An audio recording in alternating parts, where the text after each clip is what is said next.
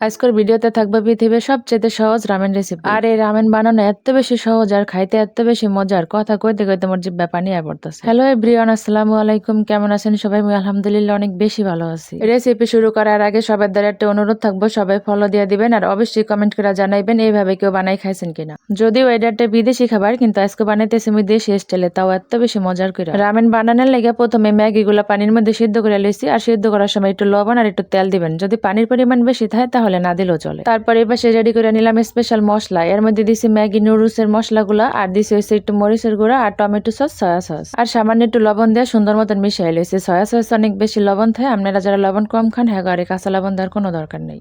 এই পাশে একটা কড়াইতে তেল গরম করে দিয়ে দিলাম রসুন কুচি। তেলের পরিমাণ অবশ্যই কম দিবেন। এই রসুন আর তেলের লাগে মশলাগুলো সুন্দর মতন মিশিয়ে তারপরে পুরাটাই ম্যাগির মধ্যে দিয়ে দিছি। সবকিছু যখন শেষ হয়ে যাবো তারপর উপর থেকে 2টা ডিম সুন্দর মতন দিয়ে দিতে হবে। ম্যাগি সিদ্ধ করার সময় যে পানিটা দিছিলাম, পানি কিন্তু একটা ফোঁটাও হালেনি, পুরোটাই কিন্তু রাইখা দিছি। সবার প্রতি অনুরোধ থাকবে অন্তত একবার বাড়িতে ট্রাই করেন, এটা এত বেশি মজা যে আপনি একবার খাওয়ার পর পুরো ফ্যান হয়ে যাবে। চাইলে একটু ডেকোরেশন করে নিতে পারেন, উপর দিয়ে একটু সাদা তিল আর চিলি ফ্লেক্স দিয়ে দিবেন।